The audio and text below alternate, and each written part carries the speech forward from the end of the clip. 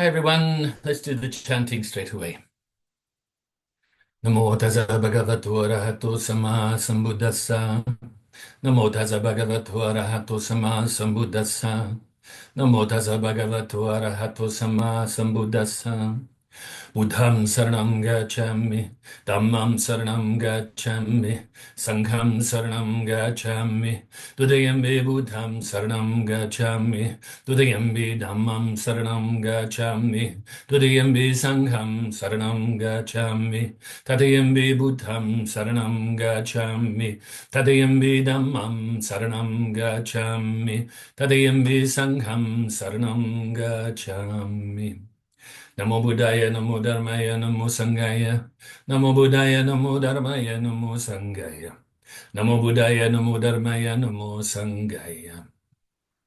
I take refuge until I am enlightened in the Buddha, the Dharma, and the Sangha. Through the positive potential I create by practicing the six paramitas, may I soon attain enlightenment in order to benefit all sentient beings. I take refuge until I am enlightened in the Buddha, the Dharma, and the Sangha. Through the positive potential I create by practicing the six paramitas, may I soon attain enlightenment in order to benefit all sentient beings. I take refuge until I am enlightened in the Buddha, the Dharma, and the Sangha. Through the positive potential I create by practicing the six paramitas, may I soon attain enlightenment in order to have happiness and its causes. May they be free from suffering and its causes. May they never be parted from their happiness beyond suffering. May they abide in equanimity, free of bias, attachment to the near, and aversion from the far. I shall cause this great compassionate Buddha please inspire me to be able to do so. Reverently I prostrate with my body, speech, and mind, and present clouds of every types of offerings, actual and mentally transformed. I confess all of my negative actions accumulated since beginningless time, and rejoice in all the virtues of all holy and ordinary beings. Please remain until cyclic existence ends, and turn the wheel of Dharma for all sentient beings. I dedicate the virtues of myself and others to the great enlightenment. However innumerable all sentient beings are, I vow to save them all. However inexhaustible my delusions are, I vow to extinguish them all. However immeasurable the Dharma teachings are, I vow to master them all. However endless the Buddha's way is, I vow to follow it completely. Om Mani Padme Hum. Om Mani Padme Hum. Om Mani Padme Hum. Tayata Gati Gati Parasam Gati Buddhi Soha. Tayata Gati Gati Parasam Gati Buddhi Soha. Tayata Gati Parasam Gati Buddhi Soha. So now time for some meditation. Initially to release the tension from the body. So get nice and comfortable and bring your mind inside your body. From the bottom of the body all the way to the top. Release the tension. Release whatever tension you may have and that you can release. So let's take a few moments in silence to do this now.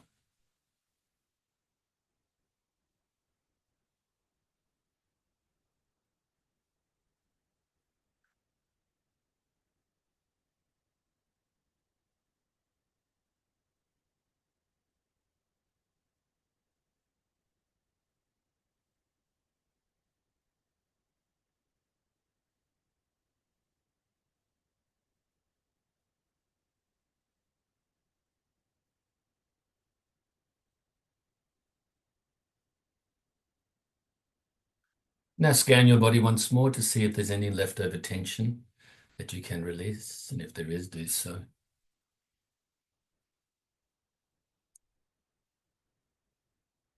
Now bring your mind to the tip of your nose initially, to focus your mind or place your mind on the feeling of the breath as you breathe in your nose all the way into your lungs, back out your nose again, and continue that cycle. Breathing in and breathing out. All you have to do physically right now is that, as well as, of course, being here physically, the posture you're in, utilizing whatever hand gesture you have.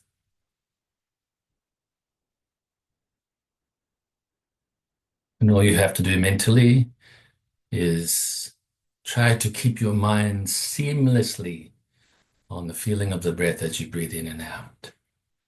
And if your mind wanders from that, then replace it back onto the breath.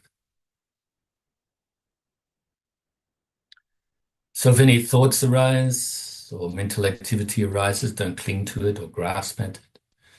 Don't try to force it away either, or even deny it. Don't live in denial.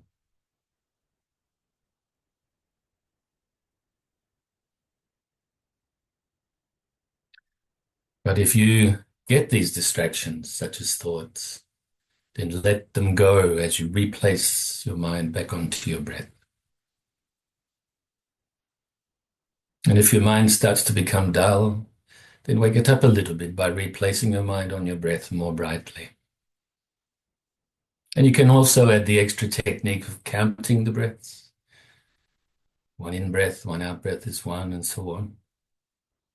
This is to help you keep focused on your breath.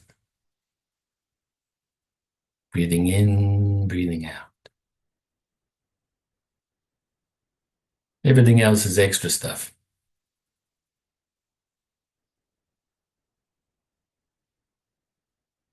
So now let's practice like this in silence for a short while. Keeping your eyes closed, body still. Doing your best to keep your mind still by utilizing the method of focusing your mind on the feeling of the breath.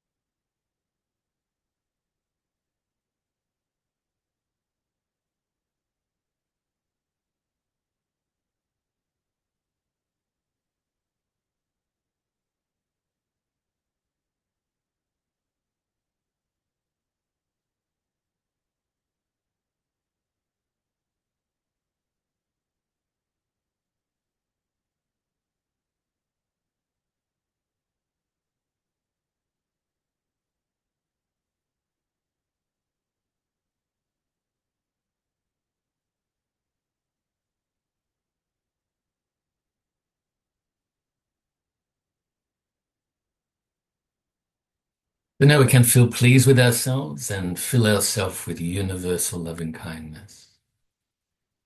Utilizing the visualization technique as well, filling your whole being with the white light. Keeping your eyes closed, keeping your body still.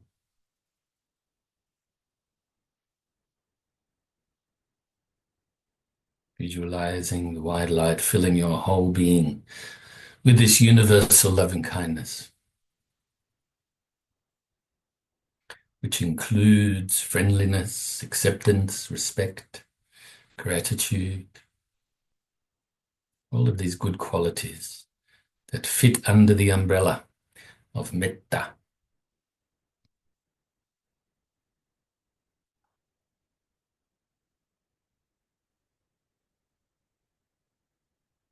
Fill yourself with so much universal loving kindness that it now overflows, radiates outwards from your heart center and enters the heart centers of other living beings, initially your loved ones, family and friends, filling them with the universal loving kindness too in the form of the white light.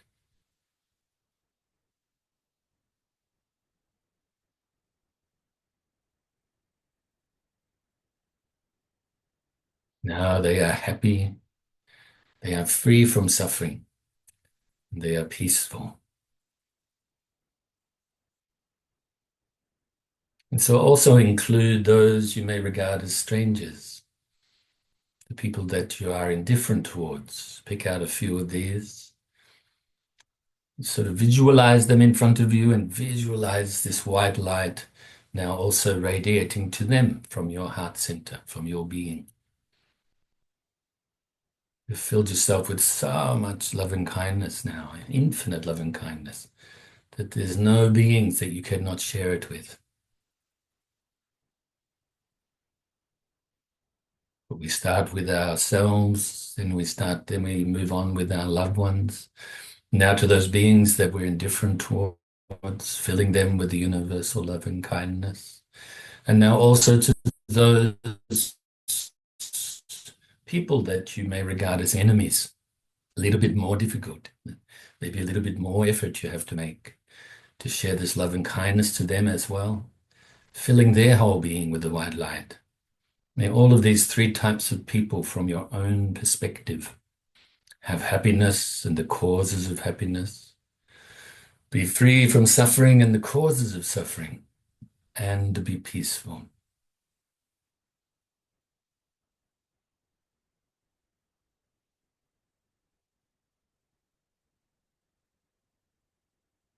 Now let's increase our giving or our radiating of this universal love and kindness out further and further distance-wise now, starting around our immediate area, to not just people, to all sentient beings, whether we know about them or not. All the sentient beings that live in the waters, live on the land, under the land, fly through the air, whether born from wombs, eggs, moisture, or through transformation. All these sentient beings, whether weak or strong, great or small, short or tall, seen or unseen, near or distant, born or still to be born, may they all be happy, free from suffering, and be peaceful. Fill them with the universal loving kindness. And now further and further distance-wise throughout your whole state or county, and other states and counties throughout your whole country.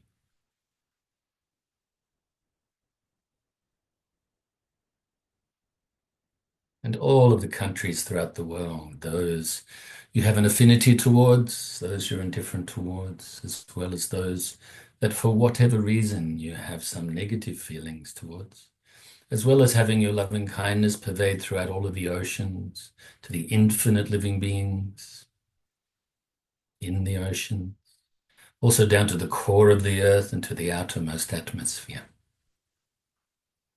And beyond this planet alone, throughout the whole solar system.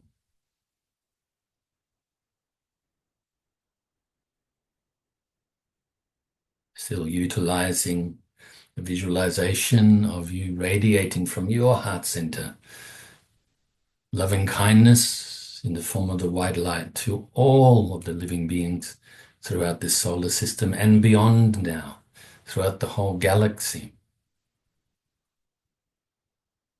and throughout the whole universe and beyond. Have your loving kindness pervade throughout infinite space.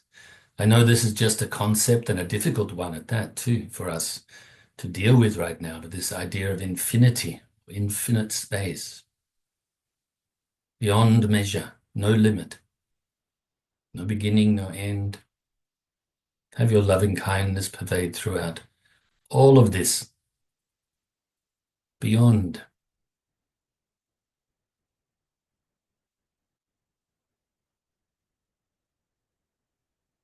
And also be present here and now, and we'll recite the dedication prayer. Due to this merit, may I soon attain the enlightened state of the Buddha, so that I may be able to liberate all sentient beings from their suffering. May the precious Bodhicitta, not yet born, arise and grow. May that born have no decline but increase forevermore. And may the precious view of Shunyata, not yet born, arise and grow. May that born have no decline but increase forevermore. So, I just realized, I should say, that I forgot my reading glasses downstairs. So lucky I can still read a little bit. This writing isn't as small as some of the other ones. So otherwise you'd have to say, so I'd say bye for a minute and a half or something. But yeah, I used to have some spare ones up here, but these ones I've got here are not very good at all. So I think they must have been one of my dad's old ones or something. So that's all right. So you won't have to get the reflection. I notice on the video when I put my glasses on, sometimes there's this reflection thing that happens until the camera sort of focuses in. So anyway, as you know, we're utilizing my article, The Growth of Buddhism in Australia, not particularly for that purpose, to talk about the growth of Buddhism in Australia, but actually to talk about the teachings and the details within the article. Okay, so last week we went into the first part, actually last 2 weeks into the first part of the article. So if you are interested in some detailed commentary on those or that, then have a look at last week's class and the week before. On the YouTube channel is probably the easiest way, or you can just scroll down until you find it on Facebook. All right, so but yeah, like I said, it's not just an article on Buddhism in Australia, the growth of. Actually, that's what it's called. That was the motivation for writing it. Like I mentioned to you before, 8 years ago now, I initially wrote this, or maybe even a little bit longer than that, to present at the Buddhist conference in Malaysia in 2017. But that was slightly different. There's some parts that I've added to this most recent one. Some I've taken off, and then I've edited it a little bit as well. Okay, so to suit the conference that it was requested by in Japan in a couple of weeks, actually, in April. And the conference is the Pillars of Buddhism Awards 2025, of which I humbly accepted one of these awards, though I will not be attending in person. I presented, as you remember, a video of this teaching, about a half-hour video, as well as this article to be presented at this conference and at the awards. So I thought, just because it was sitting around since the end of last year, I thought I'll teach from it. Before we go into the Master Atisha's teachings, of which I've called the heart advice from the great Master Atisha. Okay, remember that Master Atisha, he came from what we know as the area called Bangladesh these days, but was instrumental in spreading Buddhism in Tibet. So he obviously traveled to Tibet at some stage. I don't know all the details of his life, even though I have read about his life. I don't remember them. And of course, in those days, it was just part of Jambudvipa, or India, So, of course, split up in more recent times. Okay, so we'll just have a look at the second part, and then next week we'll finish it off. And like I said, go into Master Atisha's teachings. I'm not going to prepare anything for Master Atisha's teachings. I have received these teachings, I think, on numerous occasions, actually, without sort of looking into my notes from the past. I can't remember. It could be 2 or it could be 3 times by His Holiness the Dalai Lama, and maybe even some other Tibetan Lamas throughout the last few decades. I can't remember really. So, but I'm very familiar with this teaching. When I saw it on Facebook one time, by a friend of mine from Nepal, posted it, and I looked at it and I thought, I'm going to keep this for future teachings for you guys. And I've also accessed a shorter teaching as well, of which we'll add to this after we finish this one. This one's 3 pages long, 3 foolscap pages long, with, short verses, basically, probably around about, if I'm looking at it, maybe 30 odd verses. And some of them will be really quick, and some of them maybe I'll go into more detail. And we'll just go through it until we finish it. Okay, so I promised this to you for a couple of years now. Ever since I think we were doing the commentary on the 8 verses of thought transformation. So, because it related in the sense that it's Tibetan Buddhism, or I should say, these scriptures, these texts are very much practiced in Tibetan Buddhism, in other Buddhism too, in other cultures. All right, so once again, I'll just utilize this this article. The subtitle of that conference in Japan, in Hiroshima and Okayama, put on by the World Buddhist Mission, 7th, 8th, and 9th of April. The subtitle is Buddhism in India, America, Japan, and Australia.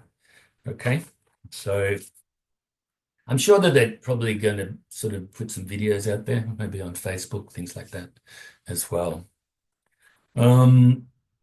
So I'll go past the bits that we've spoke about already. People have been migrating to and visiting many countries around the world for a very long time, and even more so these days with easier access to international travel and with globalization. So I'll just address that very briefly. Multiculturalism, okay? The teaching that I've given, short cryptic teaching saying you can't unscramble scrambled eggs. And the sub bit to that is that scrambled eggs are still as good for you as the whole egg, the cooked egg, that is, Now, maybe you don't eat eggs or whatever, I don't eat eggs or whatever. Okay, it doesn't really matter. It's just the example. So when you scramble something, obviously it looks like it's all, bits of this, bits of that. But when you scramble the egg, it's just egg. Just like human beings are just human beings. Yeah, there's different cultural habits, different things focused on, different bad habits, different good habits, different cultures, all this sort of stuff. But human beings, just like the one egg, it's just the egg. But we differentiate, human beings differentiate. Now, human beings have been traveling throughout history to different countries. Of course, without magical carpets and things like that, without being able to travel through the sky and through space, much harder in the old days because, I had to go either by foot, maybe horses, elephants, camels, boats, going over, if you're going by land, over mountains, and very difficult traveling conditions. Whereas now it's easier in a sense. But of course, the negative of that is we create so much pollution in the world by traveling to different places. That's another subject, though. I mentioned something about that last week or the week before. But anyway, the fact that we do travel, we have the opportunity to learn from each other. Maybe the first thing I can mention is that we have the opportunity to decrease our own attachments to those things that we think are pleasing about the so-called culture we're living in now or being brought up in. And also, we can give up aversions to what we think is other cultures, other ways, maybe just because it's not the same as what we think is right for us. So we get the opportunity to decrease attachments and aversions, but also we get the opportunity to learn other things. And maybe for enjoyment purposes too, like food. How much opportunity do we have to experience different foods now in the world? I know myself, I love foods. As I got older, though, I'm getting older, I should say that a bit hard. I need to be a little bit more careful, especially with the really spicy stuff. I love really spicy hot foods, but especially since the COVID time started, I haven't traveled around much, so I haven't had the opportunity to have a lot of spicy foods. So now these days, if I ever get hold of some really hot chilies and curries and things like that, actually I have to be a little bit careful. And so, in fact, it makes me want to cough thinking about it or sneeze. So anyway, I digressed with a bit of humor. The Yeah, we get the opportunity to learn. Why not? It's really sad out there, I find. Really sort of negative thing that there's some people that have these prejudices.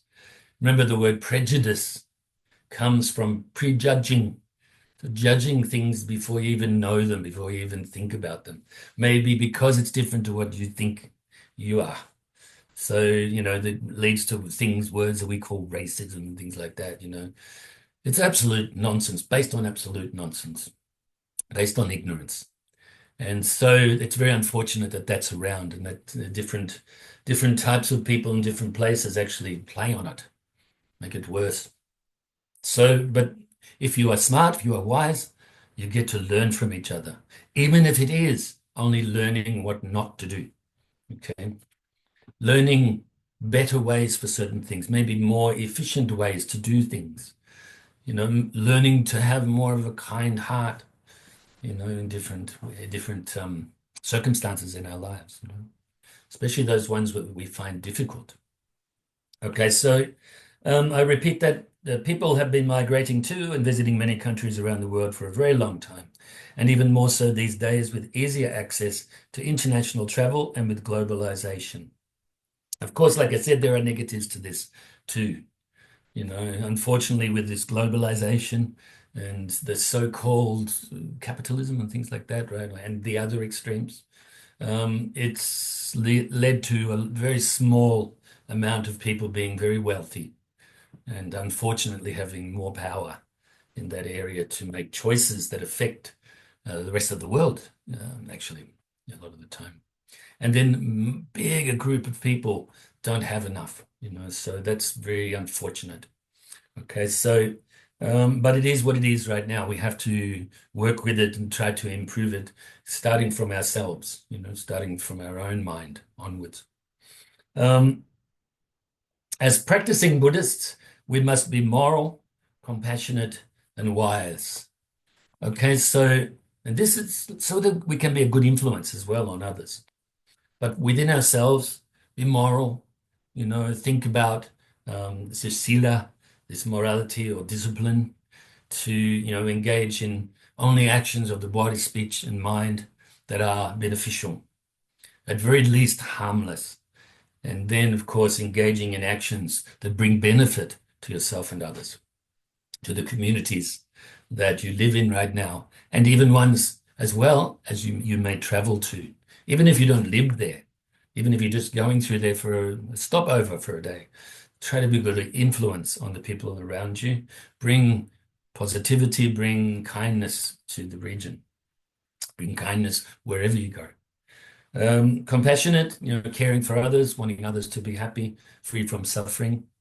Compassion, you could say that I'm talking about the relative bodhicitta there, and also then the ultimate bodhicitta of basing this morality and this compassion on wisdom.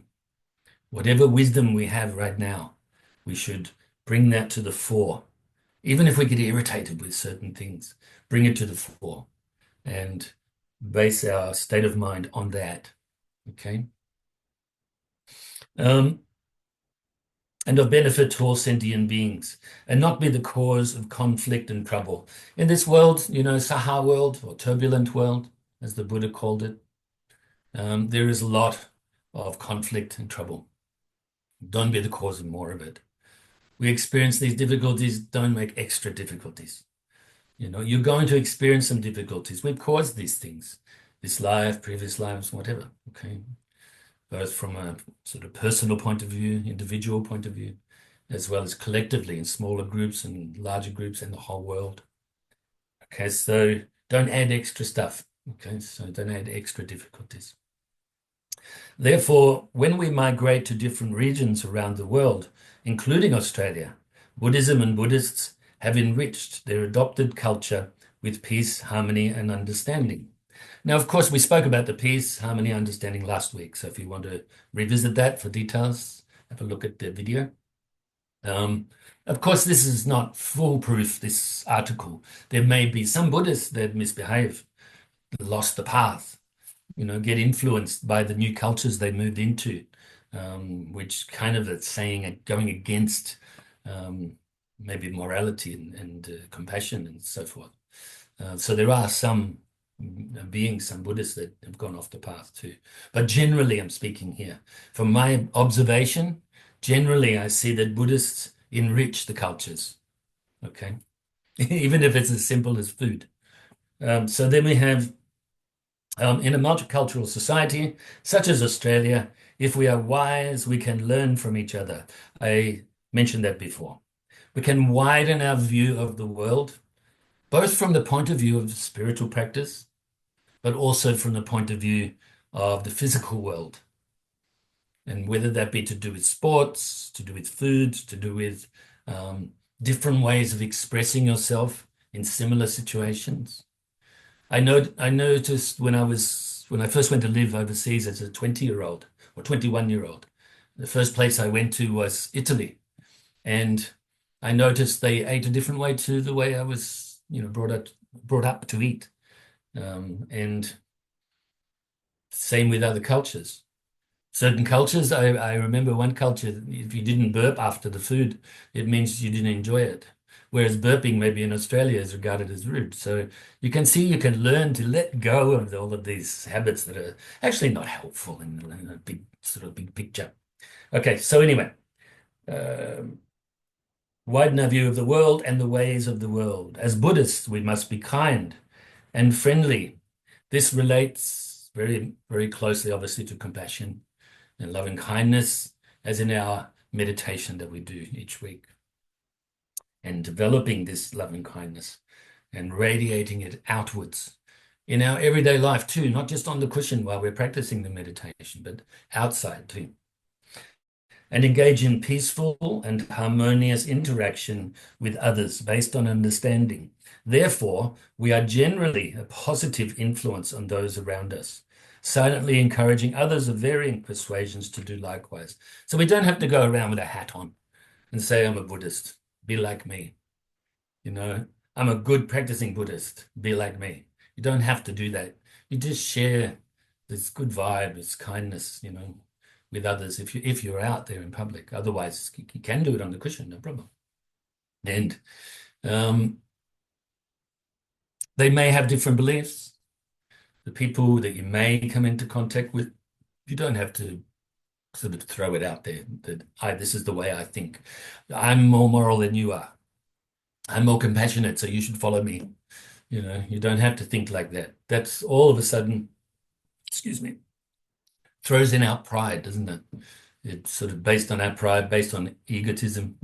We need to let go of that. That'll do for that page. And just maybe one or two, I think 2 short paragraphs. What have we got? 4 minutes. Let's have some water first.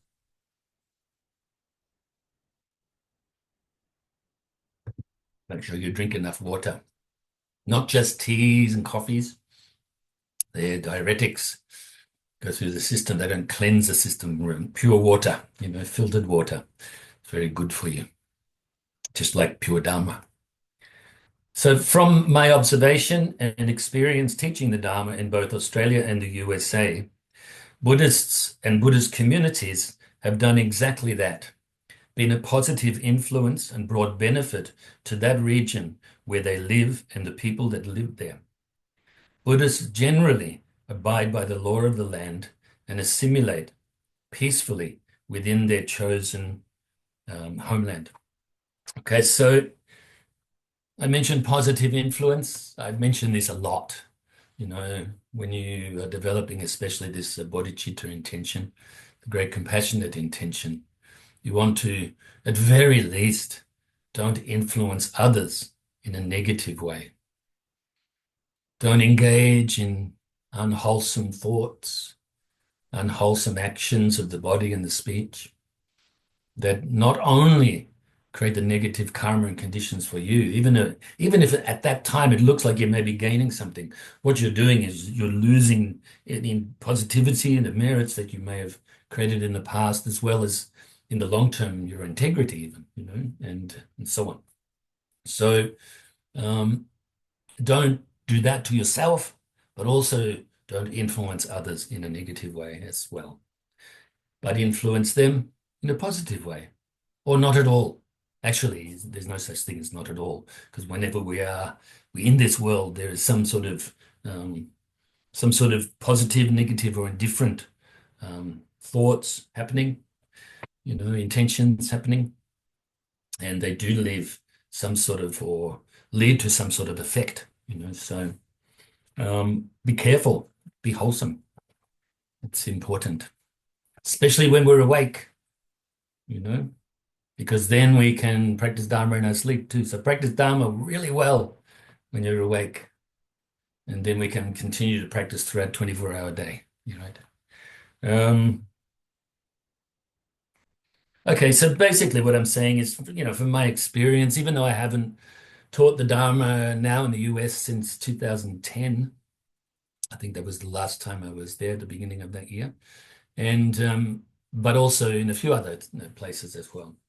But in Australia, this is what I've seen. Buddhism basically has been a good influence, generally. Whether that even be to do with interfaith groups and bringing something a little bit different. Because interfaith groups, for instance, they're called faith, multi-faith, interfaith, whatever, and they have some sort of belief in some creator God, whether that be many or one or whatever. In Buddhism, we don't deny that these realms of existence are there and that there are these gods and so forth, but they are not ultimate, they're not enlightenment. And so maybe a different perspective we can put on that, not be biased, But anyway, we're less than a minute, I think maybe 30 seconds. I kind of saw when it went down. Hope you've enjoyed today's class. We'll finish up this article. There's 1, 2, 3, 4, 5, 6 paragraphs of varying lengths, but definitely finish next week and move on to the next one. Next subject, Master Atisha's heart advice. So I rejoice